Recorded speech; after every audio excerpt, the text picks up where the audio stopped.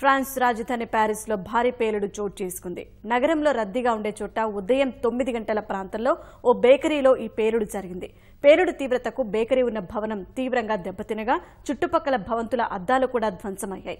ఆ ప్రాంతమంతా భీతావహ వాతావరణం నెలకొంది. ఘటన జరిగిన వెంటనే అక్కడకు చేరుకున్న విపత్తు నిర్వహణ సిబ్బంది సహాయ చర్యలు ముమ్మరం చేశారు. గాయాల పాలైన వారిని ఆసుపత్రికి తరలించారు. ప్రమాదానికి కారణాలు పూర్తి స్థాయిలో తెలియనప్పటికీ గ్యాస్ లీక్ అయి పేలుడు సంభవించి ఉండొచ్చని అధికారులు అంచనా వేస్తున్నారు.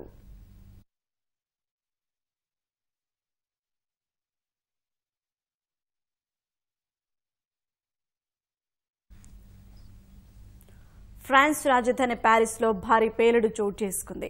నగరంలో రద్దీగా ఉండే చోట ఉదయం 9 గంటల ప్రాంతంలో ఓ బేకరీలో ఈ పేలుడు జరిగింది. పేలుడు తీవ్రతకు బేకరీ ఉన్న భవనం తీవ్రంగా దెబ్బతినగా చుట్టుపక్కల భవంతుల అద్దాలు కూడా ధ్వంసమయ్యాయి. ఆ ప్రాంతమంతా భీతావహ వాతావరణం నెలకొంది. ఘటన జరిగిన వెంటనే అక్కడకు చేరుకున్న విపత్తు నిర్వహణ సిబ్బంది సహాయ చర్యలు ముమ్మరం చేశారు. గాయాల పాలైన వారిని ఆసుపత్రికి తరలించారు. ప్రమాదానికి కారణాలు పూర్తి స్థాయిలో తెలియనప్పటికీ గ్యాస్ లీక్ అయి పేలుడు సంభవించి ఉండొచ్చని అధికారులు అంచనా వేస్తున్నారు.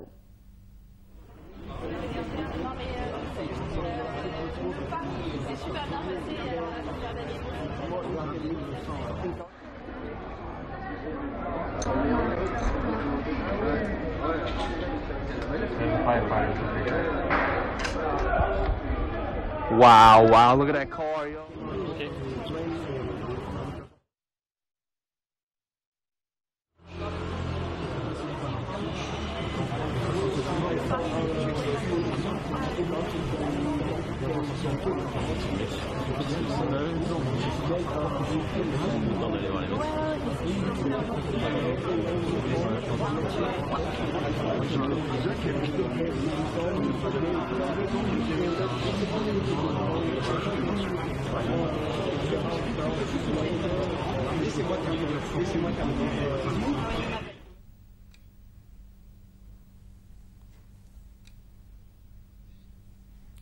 ఫ్రాన్స్ రాజధాని ప్యారిస్లో భారీ పేలుడు చోటు చేసుకుంది.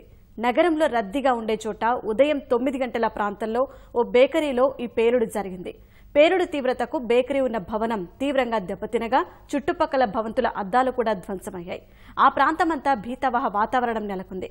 ఘటన జరిగిన వెంటనే అక్కడకు చేరుకున్న విపత్తు నిర్వహణ సిబ్బంది సహాయ చర్యలు ముమ్మరం చేశారు. గాయాల పాలైన వారిని ఆసుపత్రికి తరలించారు. ప్రమాదానికి కారణాలు పూర్తి స్థాయిలో తెలియనప్పటికీ గ్యాస్ లీక్ అయి పేలుడు సంభవించి ఉండొచ్చని అధికారులు అంచనా వేస్తున్నారు. On n'a pas vraiment débuté. De nombreux blessés, au moins une vingtaine. On a pu voir toute la matinée de nombreux pompiers venir ici sur les lieux du sinistre avec du matériel pour porter secours à des blessés, avec des brancards, avec des civières et puis donc les premiers témoignages comme celui d'un homme qui se trouvait dans un hôtel face à la boulangerie qui a explosé. Il